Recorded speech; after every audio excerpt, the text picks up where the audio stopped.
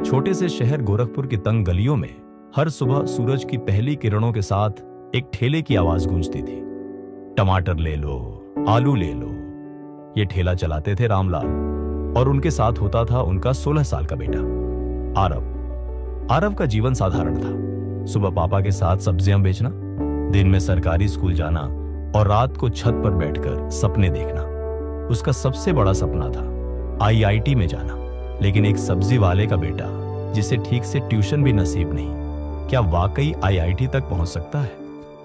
एक दिन स्कूल में एक प्रोफेसर ने बताया कि आईआईटी की कोचिंग क्लासेस शहर के कोने में खुली है, जहां फ्री में तैयारी करवाई जाती है अगर बच्चा एंट्रेंस क्लियर कर ले। आरव की आंखों में चमक आ गई। वो जानता था यही मौका है जिससे उसकी दुनिया बदल सकती है। वो घर आया और बोला, पापा मुझे कोचिंग का टेस्ट देना है। पापा ने थका चेहरा ऊपर उठाया, बेटा हमारे पास इतना टाइम और पैसा नहीं। तू सुबह सब्जी बेचने नहीं जाएगा तो दुकान कौन संभालेगा? आरव चुप हो गया, लेकिन सपने नहीं मरे। कई दिनों तक उसने कोई बात नहीं की। वो खुद से लड़ रहा था।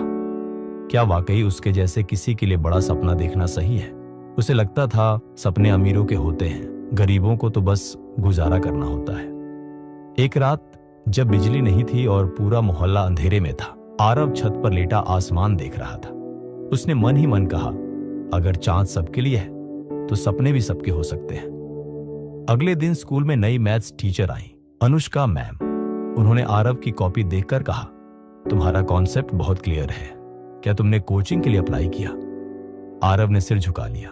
घर की हालत ऐसी नहीं है मैम। अनुष्का मैम मुस्कुराई, तुम्हारी मेहनत देखकर मैं तुम्हें खुद गाइड करूंगी। शाम को लाइब्रेरी आ जाना। और यहीं से शुरू हुआ उसका असली सफर।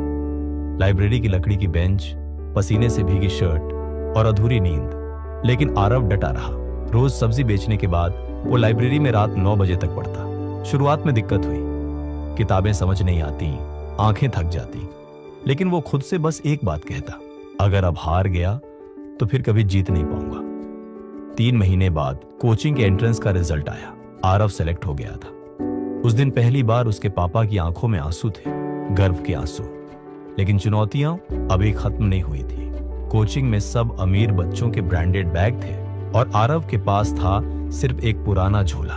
जब मोबाइल में लेक्चर डाउनलोड करने की बात होती तो वो पापा का बटन वाला फोन दिखा देता और सब उस पे हंसते। कई बार खुद को दूसरों से छोटा समझने लगा। लेकिन अनुष्का मैम हमेशा कहती, तुम्हारी कहानी बाकी सबसे अलग है, इसलिए तुम जीतोगे। रात को नींद में भी सवाल हल करता था और सुबह फिर सब्जी की दुकान पर लग जाता। कुछ दिनों बाद आईआईटी जेईई का दिन आया। आरव ने कांपते हाथों से पेन उठाया। उसने खुद से कहा, मैं किसी से कम नहीं। हर सवाल को पूरी एकाग्रता से पढ़ा। जहां फंसता वहां अनुष्का मैम की आवाज गूंजती, डर से नहीं, दिमाग से लड़ो। यही सोचकर वो आगे बढ़ता गया। परीक्षा देकर बाहर आया तो चेहरे पर संतोष था। रिजल्ट वाले दिन पूरे मोहल्ले की सांसें थमी थी। और फिर मोबाइल पर मैसेज आया, ऑल इंडिया रैंक 432। पापा की आंखों में आंसू थे। उन्होंने आरव को गले लगाकर कहा, बेटा तूने हमारा नाम रोशन कर दिया। आरव को आईआईटी बॉम्बे में एडमिशन मिला। पहली बार हवाई जहाज में बैठा और जब क्लास में प्रोफेसर ने पूछा कौन कौन टॉप 500 से है तो उसने गर्व से हाथ उठाया। वहां वो उन बच्चों के साथ बैठा जिनके पास दुनिया की हर सुविधा थी, लेकिन उसके पास था जज्बा, संघर्ष और सपने। 4 साल बाद आरव ने एक नामी टेक कंपनी में नौकरी पा ली। लेकिन उसने फैसला किया वो गोरखपुर लौटेगा। वहीं एक कोचिंग खोलकर उन बच्चों को पढ़ाएगा जिनके पास साधन नहीं पर सपना है। अब वो आरव नहीं, आरव सर बन चुका था।